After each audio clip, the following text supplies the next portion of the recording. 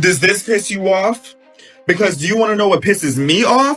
The fact that my ancestors fought way too hard for black people to be allowed to learn how to read, just for y'all to expect me to be uneducated enough to support Kamala Harris for the sole reason that y'all claim she's black. Kamala Harris could be as dark as a P. Diddy party, and I still wouldn't vote for that godless she-devil. The Democrats are the reason that so many black boys are illiterate. The Democrats are the reason that so many black communities are ridden with poverty. The Democrats are the reason that black people are begging from handouts from massive government. And the Democrats are the reason that so many black people are wanting black-only spaces, aka segregation. It's as if the Democrats are trying to bring back slavery and Jim Crow, considering they were the party that was in favor of those two eras in the first place. Yet, y'all are so brainwashed by Democratic propaganda that you call me a sellout because I don't buy into the narrative that the Democrats own me and my unwavering loyalty simply because of my skin color. Now you gotta wonder why men are straying away from the Democratic Party.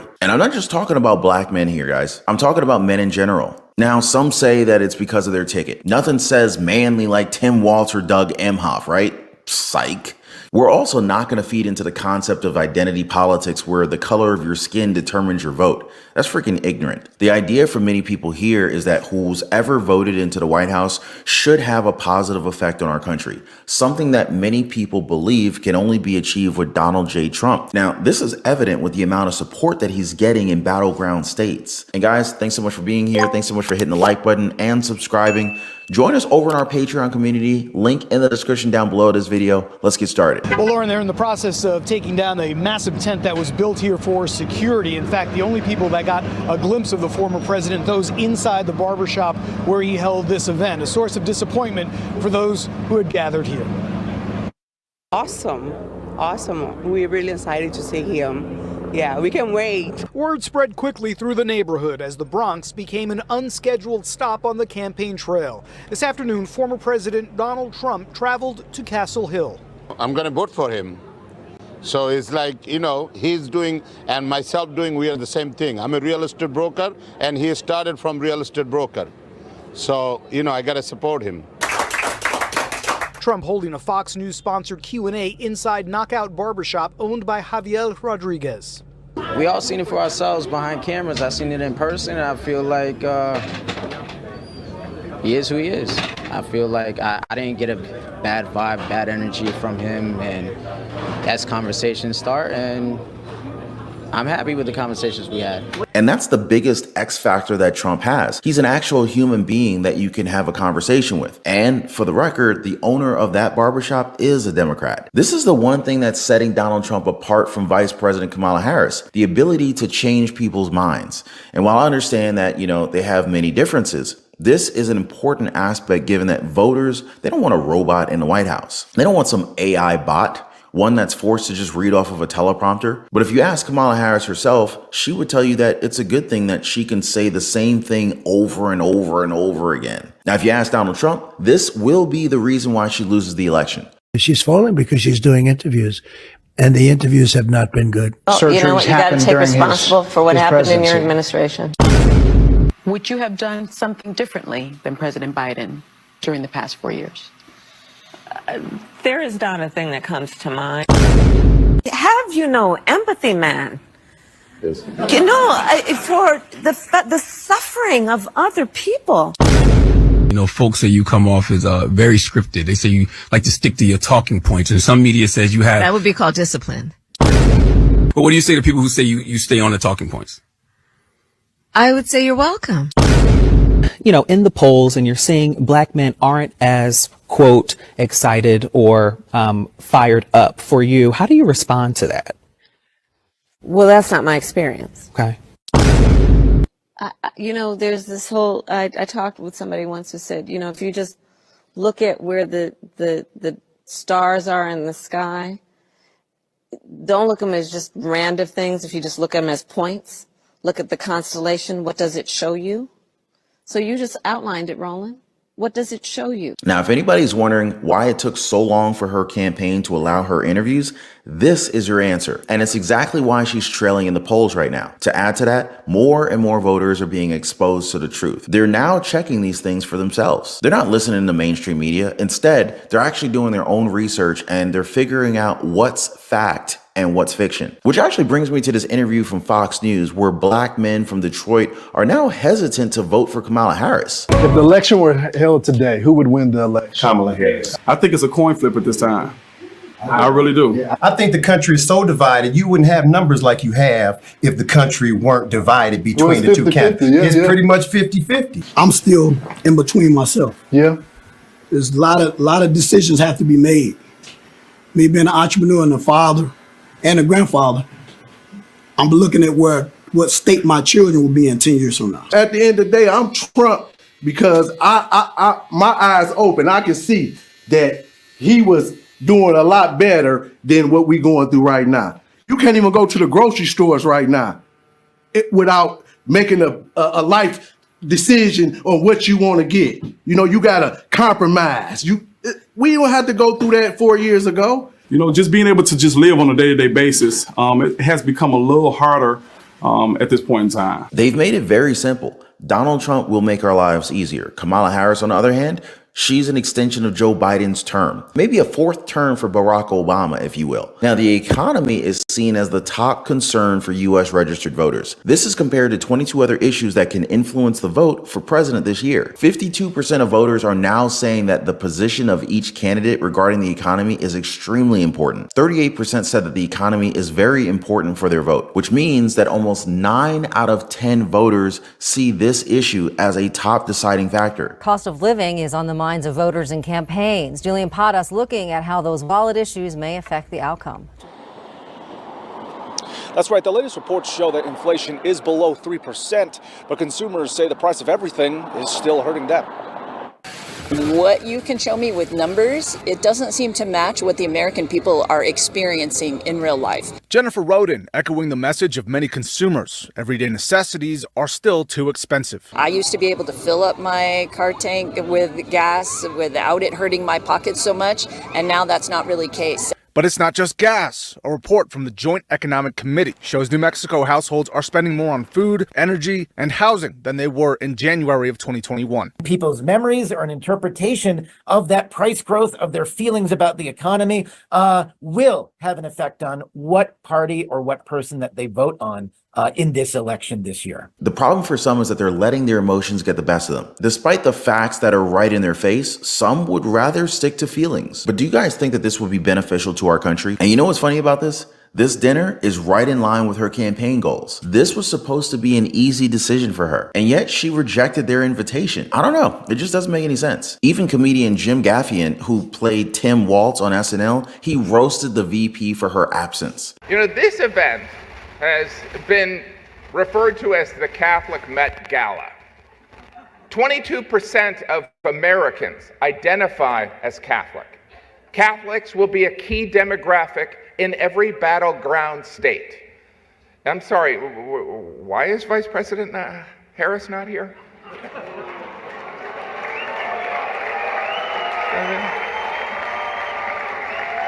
I mean, consider this. This is a room full of Catholics and Jews in New York City. This is a layup for the Democratic nominee. I mean, in her defense, she did find time to appear on The View, Howard Stern, Colbert, and the longtime staple of campaigning, the Call Her Daddy podcast. Now, oddly enough, Tim Walz wasn't there as well. And while Gaffigan also made fun of Donald Trump, the former president also fired back with quips of his own. And this was the entire idea of the dinner, besides raising a record $10 million.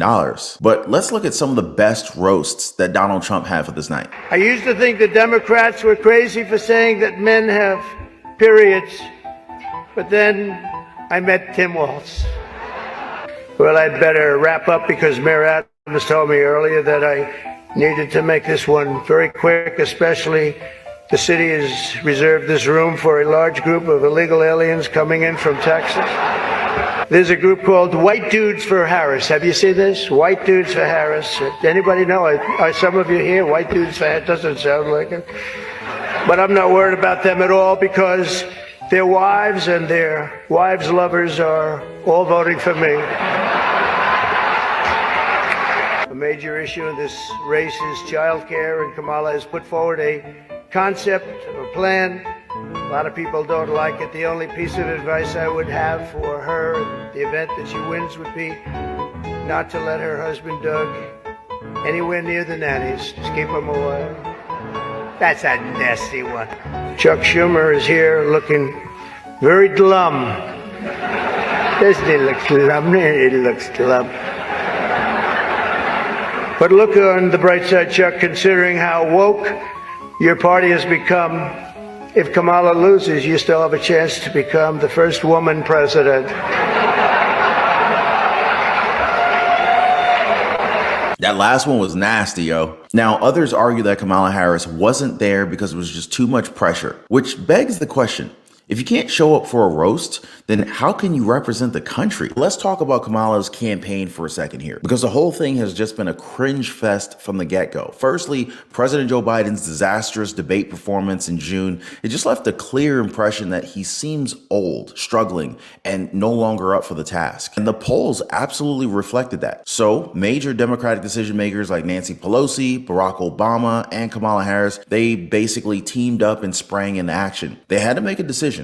The Democratic elite, thinking that they knew what was best for the 75 million voters, well, they decided that it was time to move on from Uncle Joe and go ahead and bring in the new face of the party, Kamala Harris. But what Harris and the National Democrats didn't realize was that while this might have been a necessary step on the national stage, it was a terrible move when it came to Pennsylvania. Now, if you're a Democrat and you want to win in 2024, you need Pennsylvania in your column. Their first major mistake was taking the state for granted. It was actually Joe Biden's ties to Scranton that helped him to secure thousands of Democratic votes in northeastern Pennsylvania, which has been leaning more Republican lately. Now, without Joe Biden and his very familiar stories about growing up there, it's kind of hard to imagine San Francisco Harris holding on to those same voters. And let's not forget, for more than 30 years, guys, voters in Pennsylvania and its suburbs have seen Joe Biden as practically a third senator. He was always there at the local events, sporting events, games, community ribbon cuttings. So when Republicans tried to paint Joe Biden as a puppet for the far left in 2020, it didn't quite work with the same people in southeastern Pennsylvania. But now with Comrade Kamala Harris at the top of the Democratic ticket, that line of attack is proving to be ineffective in 2024. But the blunders did not stop there. You see, they were actually courting Pennsylvania Governor Josh Shapiro as her running mate. But what did Kamala Harris do? She ended up choosing Minnesota Governor Tim Walz instead, a state better known for electing people like Jesse the Body Ventura and Al Frank from Saturday Night Live. Now, many critics thought that this was a big, huge misstep for Kamala Harris's chances in Pennsylvania. Shapiro might not be Biden, but he's well known and he's pretty well liked in the Philadelphia area and has a way of connecting with voters in places like Scranton and other towns across the state. And we still don't know why Kamala Harris passed on Shapiro. Was it because he's Jewish and supports Israel's right to defend themselves? Or maybe he's a tireless campaigner who could overshadow her? Was she worried about upsetting the progressive squad in Congress and potentially losing key votes in Michigan with its large Muslim population? Or maybe she was actually afraid that choosing Shapiro would stir up talk among her supporters that maybe he should have been the one that was running. I think the Al Smith dinner is something that is incredibly important for tradition, for bipartisanship. I thought it was nice actually seeing Chuck Schumer and Donald Trump have a couple of jocular moments there where you did see Chuck crack a smile.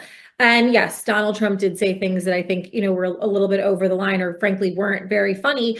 But it's about the tradition and showing up for the church and Catholic charities. And they always schedule it this close to the election because they want to make a point of saying we are one nation and you can put two candidates in the same room who on every other day are running against each other and everyone be here for a more important cause and show unity. And so Look, I thought it was a mistake for her not to go. Her video obviously fell completely flat. She did not have friends in the room. I think she offended the church. I think she offended a lot of the people who, stand up for that event and tradition, generally speaking. Democrats, they want to win Pennsylvania, but they've picked the wrong candidate in the wrong way. Kamala Harris made it worse by choosing the wrong running mate. And now they're running on a platform that's just misguided. Critics call it downright delusional at this point. Now, when all else failed, they sent in multi-millionaire Barack Obama on a private jet to lecture working class black male voters in Pittsburgh. Tone deaf is what it came off as. You see, the former president just lectured his Pennsylvania voters about how they have an alleged duty to support a black candidate and how they must overcome their alleged dislike of having a woman in charge. It's not about having a woman in charge. I wish they would stop saying that, honestly. But really, I don't think that he convinced anyone. In a state that Donald Trump carried by 0.7 points back in 2016 and then lost by 1.4 points in 2020, the margin of victory is razor thin, guys. Needless to say, guys, there's no room for unforced errors. Too bad for Kamala Harris, they're full of them. Harris and the National Democrats have either made a major miscalculation or maybe they just see their candidate's record and platform just don't seem to matter. You see, I don't know if it's ignorance or if it's arrogance. Which one is it, guys? It seems like they think that they've already got this locked down because of their Democratic brand. I guess they may just be proven wrong when Pennsylvania votes them out in November. But what do you guys think? And I keep saying this, guys, but it bears repeating. It's the economy, stupid. Americans are getting squeezed by inflation and home prices left and right. Chipotle's president and chief strategy officer recently commented that restaurant sales are down for everybody. Last call, you did talk about how you finally may have hit a point of resistance in California, at least. You can't just keep raising price. How do you feel about the consumer right now and how much they can absorb? And let's throw in the fact that I don't know about you guys, but my lunch, it's just too big. I'm having it as lunch and dinner. I feel it's a bargain, but I also am sense of the idea that there's a lot of people around the country who need a bargain. So, Jim, we watch it really close throughout the country, and we continue to have really strong value scores. We get high scores for the amount of food for the money, the quality of food for the money. Frankly, our read on California is less about resistance to our price increase, and it's more of a macro impact. Because when you look at the restaurant industry, the restaurant transactions are down for everybody, and that it really doesn't matter whether you took a small increase, as some companies did, and a very large increase, as some companies did. We took an increase about in the middle, and pretty much across the board, there was a pullback from the consumer. So I think it's more of a macro resistance to inflation in general in California. And the same thing from former Target Vice Chairman Gerald Storch. He warned that holiday spending will likely disappoint this year. He said that it's very clear that consumers are running out of money and they're increasingly stressed by inflation and the exhaustion of their pandemic-era savings. They asked him on Fox about his expectations for the holiday shopping season this year. Well, he said he didn't expect too much, frankly. He mentioned how over the last several years, what you see month after month, everybody talks about. The consumer is still spending. They might be, but they're spending less than the growth of inflation. Now, another expert sounding the alarm is Heatha Herzog, Chief Research Officer at H Squared Research and part-time faculty at Parsons School of Design. She said that prices remain high for basic items such as grocery, fuel, and clothing. So for the retail expert, sticker shock just does not bode well for discretionary purchases, specifically around the holidays, because we all know that foreign policy is a very touchy subject. And if she's meeting with somebody like, I don't know, Vladimir Putin, Xi Jinping, or Kim Jong-un, a cringe video won't do anything for her. And here's the worst news for Kamala Harris. Even CNN is now admitting that Donald Trump did amazing on this night. Check this out. Brian Stelter, what did you make of this performance? Oh, no, don't ask me first. I thought he was funny. I thought he actually got a few great jokes in. I thought the best moment was we talked about the assassination attempts and made light of what he's experienced, because I think he's experiencing real trauma, real PTSD as a result of the shootings, but he's still able to have a light moment in this room. And he took advantage of the fact that Kamala Harris wasn't there. Your eyes did not deceive you guys. That was CNN's Brian Stelter praising Donald Trump. Now, I'm pretty sure that Vice President Kamala Harris regrets not going to this dinner now, but she's made her choice and she's gonna have to live with it. Now, speaking of which, she's made a very clear choice when it comes to illegal immigrants. The goal is to make them all citizens of our country. Now, guys, I covered this in a previous video that you have to watch because she's literally caught on camera saying this. As always, appreciate you guys being here. Thanks so much for hitting the like button and subscribing. I'll see you guys on the next one.